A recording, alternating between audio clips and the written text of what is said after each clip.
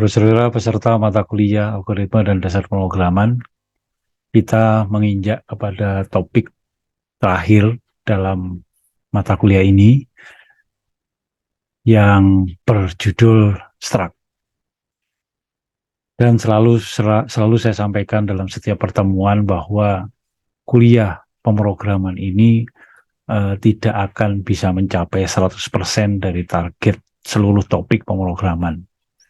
Ini hanyalah menjadi sarana bagi mahasiswa untuk belajar lebih dalam lagi terkait dengan pemrograman.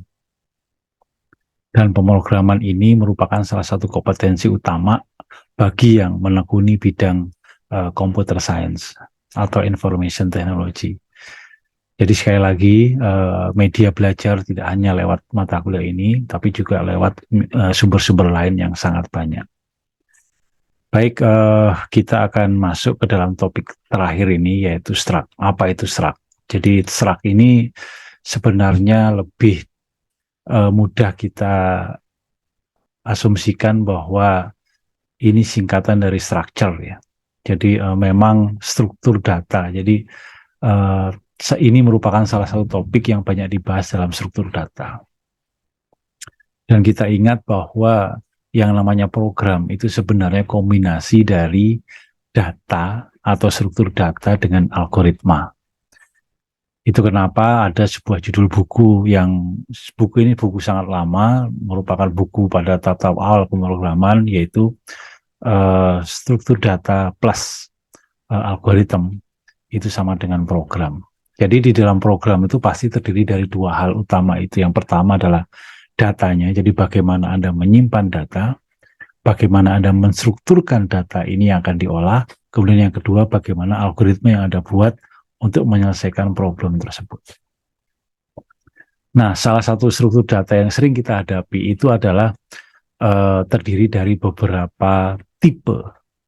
Jadi sebagai contoh di sini kalau kita perhatikan ada data daftar mahasiswa. Jadi kalau kita buka data berupa daftar mahasiswa itu biasanya terdiri dari beberapa kolom dan masing-masing kolom itu tipenya beda-beda. Misalnya kolom pertama itu NIM, kolom kedua itu nama orang, kolom ketiga itu adalah usia, kolom keempat itu jenis kelamin, kolom kelima itu misalkan jumlah SKS, dan kolom terakhir itu misalkan IP semester. Maka tiap kolom itu beda-beda tipenya. Kita ingat bahwa NIM maupun nama itu bisa kita anggap sebagai tipe data string, karena terdiri dari kumpulan beberapa karakter.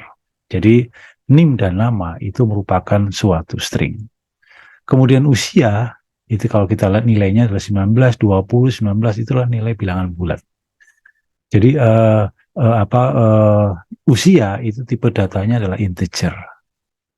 Kemudian jenis kelamin karena berupa huruf L, P, dan L itu bisa kita anggap sebagai string. Atau kalau Anda mau anggap sebagai tipe data char juga nggak apa-apa, tapi akan rumit, jadi ini sebaiknya string saja. Yaitu karakter yang terdiri dari string itu array dari dua karakter, yaitu huruf L atau huruf P, kemudian diikuti dengan 0 karakter, maka kita anggap sebagai string. Kemudian jumlah SKS itu tentunya integer. Kemudian IP semester itu adalah bilangan real atau bilangan pecahan, dan itu bisa kita definisikan sebagai suatu float atau floating point. Sehingga dari 6 data ini atau 6 kolom data ini strukturnya beda-beda. Oleh karena itu kalau ini kita anggap sebagai suatu array, itu tidak mungkin, karena array itu syarat utama adalah seluruh sel dalam array itu tipe datanya sama. Jadi kalau INT semua, kalau char semua, kalau float ya float semua gitu. Sehingga kalau ada string, ada INT, ada float, itu tidak bisa kita buat dalam sebuah array ke kanannya itu. Nah, oleh karena itu ini yang kita namakan sebagai struktur record. Jadi struktur record itu adalah terdiri dari beberapa kolom atau biasa kita sebut sebagai beberapa field yang tipe datanya beda-beda. Bisa sama, bisa beda tentunya. Jadi secara umum, ini yang kita sebut sebagai struktur record. Jadi yang dimaksud sebagai satu record, itu adalah misalkan G6418921, Denim Marsudi, 19L213.15, itu adalah satu record. Record kedua itu data punyanya Sindra Kirana Deksi. Record ketiga itu data punyanya Manata Dewa Lesmana Putra. Itu adalah, jadi ini datanya terdiri dari 3 record. Di mana dalam satu record itu terdiri dari NIM, nama, usia, dan seterusnya. Jadi dari slide ini sudah bisa menjelaskan pengertian bahwa apa yang dimaksud dengan record data. Jadi record data itu satu baris yang terdiri dari beberapa nilai dengan tipe yang bisa sama, bisa beda-beda. Itu yang disebut sebagai record data. Oleh karena itu, karena di sini datanya contohnya ada 3 record data, maka kalau ini saya simpan ke dalam suatu array, itu nggak apa-apa. Jadi array pada indeks 0 itu data punyanya Denim, array pada indeks 2 Sindra, array pada indeks 2 itu adalah Manata. Hanya sekarang setiap kolomnya itu adalah menyimpan struktur record. Oleh karena itu, kita definisikan dulu satu record itu bagaimana tipe datanya. Nah, inilah yang kita namakan sebagai struct. Jadi kumpulan struktur record atau kumpulan variabel dalam satu record data yang terdiri dari beberapa tipe data ya, bisa sama atau bisa berbeda, itu dikemas dalam satu identifier yang merupakan tipe data baru yang kita namakan sebagai struct, diikuti dengan identifier tertentu. Jadi struct ini untuk mendefinisikan sebuah record. Jadi kalau saya buat nama, misalkan untuk NIM itu saya buat variabel NIM, untuk nama mahasiswa saya buat nama, usia saya buat usia, jenis SKS dan IPK.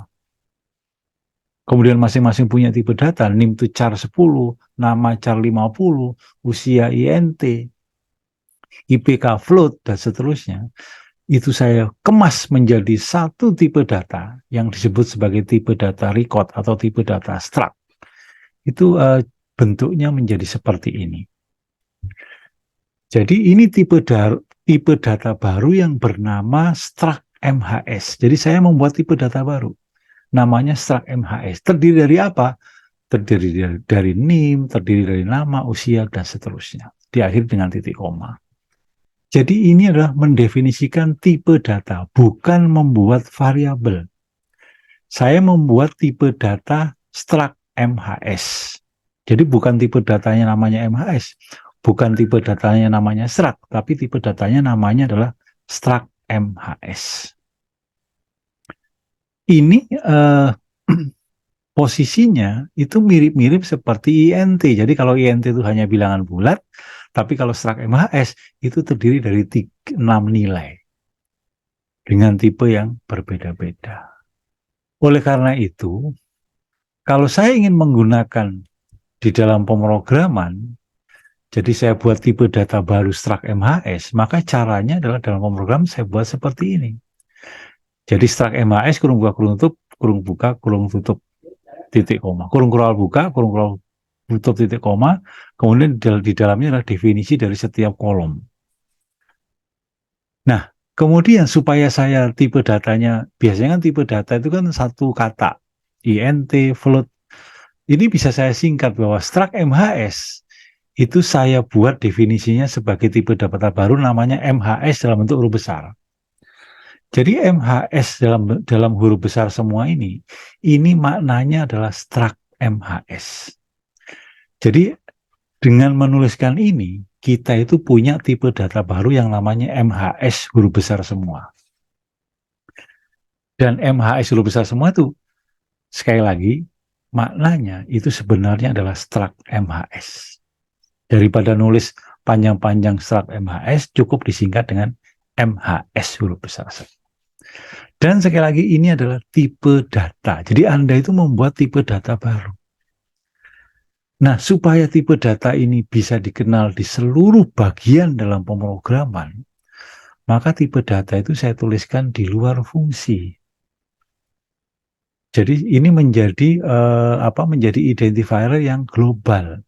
Jadi ini dikenal di setiap bagian program. Oleh karena itu, mengapa ini diletakkan di luar fungsi main dan di luar fungsi apapun, supaya MHS huruf besar semua itu bisa saya pakai di mana-mana. Sama seperti Anda menggunakan INT. INT kan boleh dipakai di mana-mana, float boleh dipakai di mana-mana. Jadi mendefinisikan cukup sekali saja di luar fungsi main. Jadi, kalau saya membuat sebuah variabel dengan tipe data MHS itu bisa. Sama saja Anda membuat variabel N dengan tipe INT. Jadi kalau Anda membuat variabel bernama N dengan tipe INT, itu saya tulis INT N. Jadi N itu bisa Anda isi dengan 10, dengan 15, dengan 20, terserah kita. Tapi kalau MHST, huruf besar semua, artinya bahwa T itu bisa Anda isi dengan nilai yang terdiri dari 6 kolom tadi.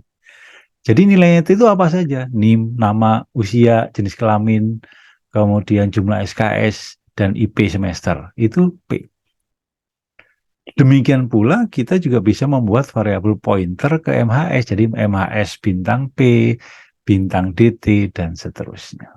Jadi itu adalah tipe data MHS. Dan demikian pula kita juga bisa membuat array, misalkan MHS list 100. Artinya saya akan list itu akan variabel yang isinya adalah terdiri dari 6 kolom dan recordnya bisa menampung sebanyak 100 record data. Atau kalau saya definisikan langsung, misalkan MHS rec sama dengan nilai dari masing-masing kolom, itu bisa juga kita tuliskan seperti kita menuliskan sebuah array. Jadi ini contoh deklarasi variabel. Demikian pula kita juga bisa menggunakan mendefinisikan alokasi memori secara dinamis dengan fungsi malloc. Jadi ini seperti variabel biasa sebenarnya MHS itu, hanya sekarang isinya itu sesuai dengan yang kita definisikan. Jadi kita bebas, mau Anda isi dengan apa saja struktur record tadi. Itu yang dinamakan sebagai struct. Nah, bagaimana kita mengakses dari struct itu? Kita ingat bahwa kalau kita mengambil indeks dari suatu array itu kita gunakan kurung kurung buka, kurung buka dan kurung tutup dalam huruf besar. Jadi saya mengambil misalkan DT pada indeks 1 ya DT kurung buka 1 kurung tutup. Nah, sekarang kalau saya ingin mengambil, misalkan kita punya variabel rec tadi. Jadi MHS rec sama dengan NIM-nya G6418921, namanya Denny Marsudi. Saya ingin mengambil nama Denny Marsudi, gimana caranya? Nah, mengambil kolom atau mengambil isi dari field struct atau record data itu digunakan operator titik. Jadi seperti ini kalau kita ingin mengambil NIM dari tipe dari variabel rec tadi, itu maka kita tuliskan rec titik NIM. Kalau mengambil IPK ya rec titik IPK. Tapi kalau kita punya variabelnya adalah pointer seperti tadi MHS bintang DT, maka DT kan pointer ke MHS. Maka kalau mau mengambil yang ditunjuk adalah NIM, maka kita buat kurung buka bintang DT kurung tutup titik NIM. Atau kalau DT itu adalah variabel pointer ke MHS, maka kita mengambil IPK itu kurung buka bintang DT kurung tutup titik IPK. Nah, pointer itu kenapa diberi tanda kurung? Supaya yang dikerjakan dulu pointernya, jangan titiknya. Karena bintang dan titik itu duluan titik. Ya, duluan titik. Presidennya tinggian titik. Sehingga kita beri tanda kurung supaya yang dikerjakan dulu adalah bintangnya. Jadi nunjuk kemana baru ngambil kolomnya. Jangan ngambil kolom dulu baru cari penunjuknya. Itu nggak bisa atau error. Nah, kurung buka bintang DT titik NIM itu bisa Anda ganti dengan menggunakan tanda minus lebih besar. Jadi mirip anak panah ke kanan. Jadi kalau mengambil atau mengakses anggota dari struct itu menggunakan tanda seperti anak panah, itu artinya adalah variabel pointer ke struct. Jadi DT tadi kan bintang DT. DT itu adalah bintang ke MHS atau pointer ke MHS, maka kalau mau mengambil NIM dari yang ditunjuk, itu Anda bisa membuat DT anak panah ke kanan NIM. Kalau ngambil IPK, DT anak panah ke kanan IPK. Jadi kurung buka bintang DT kurung tutup titik NIM itu sama artinya dengan DT anak panah ke kanan NIM. Itu adalah mengakses anggota struct. Satu lagi adalah yaitu yang disebut sebagai regex. Ini penting karena kita mengolah string banyak mengolah string, maka di sini saya perkenalkan adalah regex atau regular expression atau ekspresi regular. Jadi ekspresi regular itu apa? Itu adalah deretan karakter yang digunakan untuk mencari pola. Nah, ini sering digunakan untuk sering matching. Misalkan mencari kata yang diakhiri dengan docs gitu. Itu bagaimana? Ya, mencari kata yang diakhiri dengan docs. Jadi biasanya kita tulis bintang titik docs kan gitu. Nah, bintang itu yang wildcard itu sebenarnya adalah ekspresi regular. Di dalam pemrograman C, ekspresi regular itu diapit oleh tanda kurung buka kurung tutup. Jadi seperti ini. Jadi kalau misalnya saya gunakan fungsi strtalk, kita ingat bahwa strtalk itu fungsi untuk melakukan tokenizing atau memisahkan string atau memotong string yang dipisahkan oleh tanda-tanda tertentu. Jadi kalau saya punya string line, kemudian ingin saya potong, saya ambil yang dipisahkan oleh tanda titik koma, kemudian tanda double kutip, maka kita gunakan delimiternya atau pemisahnya, itulah merupakan sebuah regular expression. Jadi kurung buka kurung tutup, titik koma, backslash, tanda kutip. Itu adalah yang disebut sebagai kita menuliskan delimiter dengan menggunakan regular expression. Ini nanti kita bisa gunakan pada saat mengerjakan latihan yang akan disampaikan di slide berikutnya. Nah ini. Untuk latihan 1, ini kita belajar bagaimana menggunakan struktur data struct. Jadi kita ingat bahwa format CSV atau koma separated value, jadi nilai yang dipisahkan oleh tanda koma atau titik koma. Jadi ada data Bogor, titik koma 1, titik koma 20, titik koma 30, titik koma 90. Jadi ini adalah menunjukkan posisi kata Bogor di dalam satu dokumen. Ini ada di kolom 1, ada di kolom 20, ada di kolom 30, ada di kolom 90. Jadi kata Bogor dalam dokumen itu ada 4.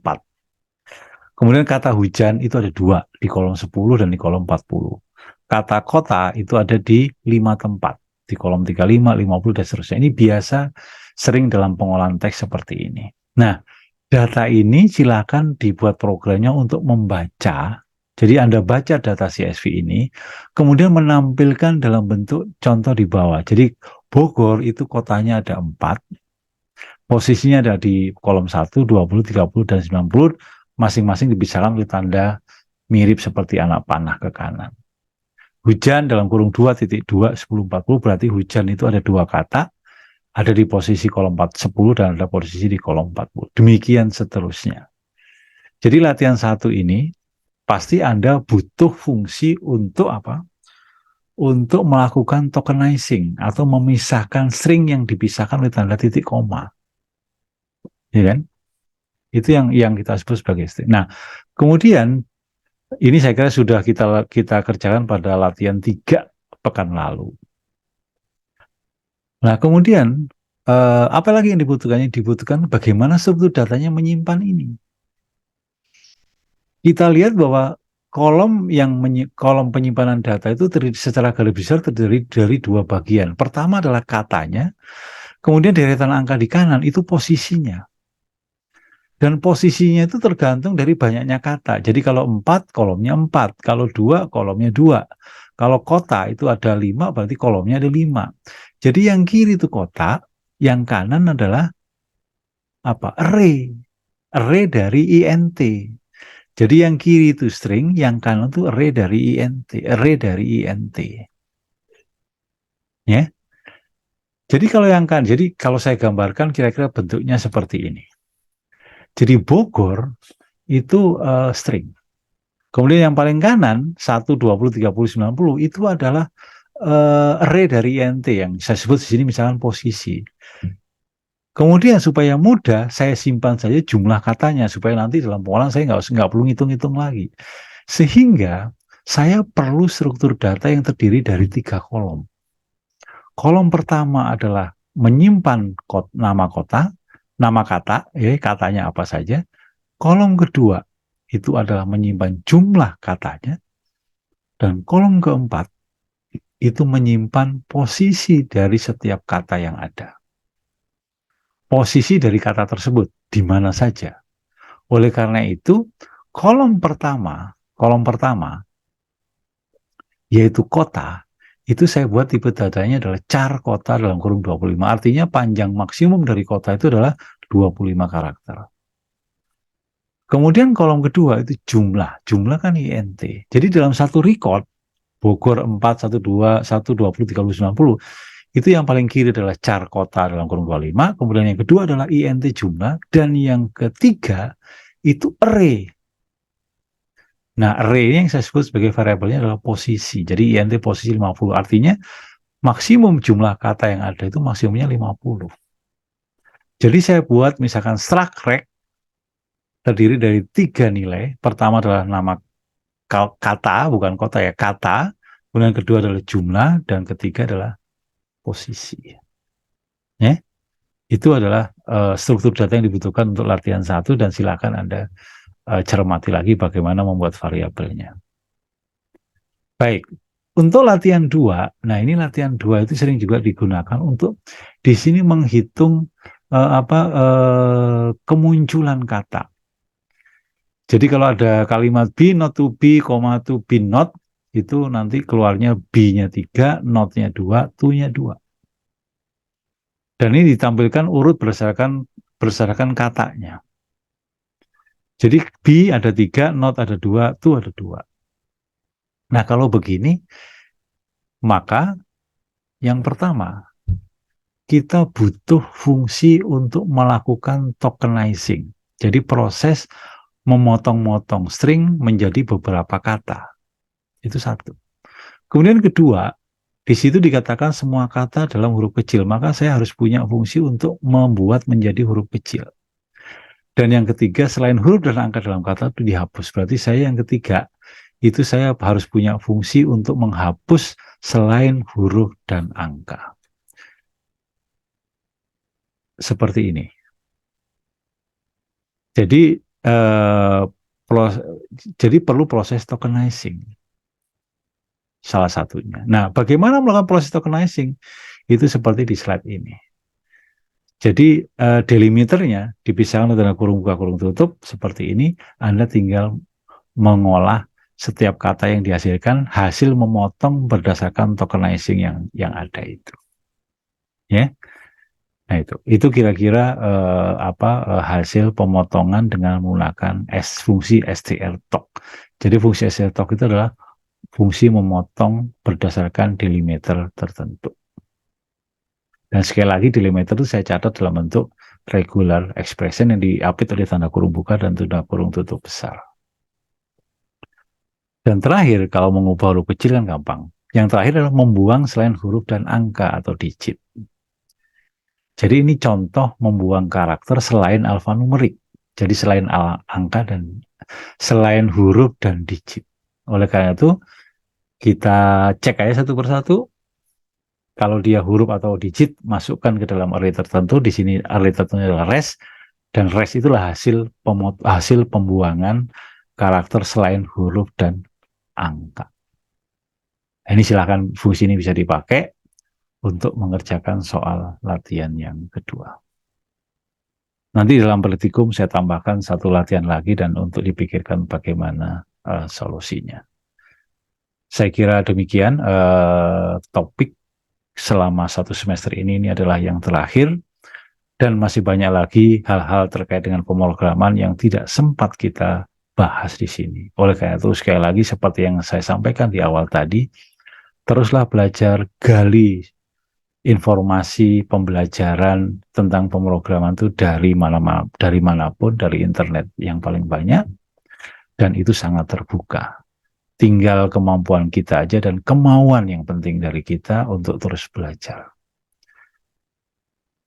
Sedangkan untuk ujian akhir, bagaimana kisi-kisinya seperti biasa akan saya cantumkan dalam slide terpisah, dan itu silakan Anda baca dan pelajari supaya nanti dalam ujian menghasilkan nilai yang baik. Saya kira demikian. Secara umum kita akhiri perkuliahan algoritma dan pemrograman ini. Semoga banyak memberi manfaat kepada kalian semua, termasuk juga pada kami dosen mata kuliah ini. Dan dari lubuk hati yang paling dalam, kami mohon maaf apabila ada hal yang kurang berkenan. Dan seluruh nilai yang akan dihasilkan itu sebisa mungkin merupakan hasil usaha kalian sendiri. Dan tentunya dengan bimbingan dari Allah Subhanahu wa taala. Kita akhiri kuliah ini. Sekali lagi, tetap jaga kesehatan, sukses selalu, dan selamat belajar.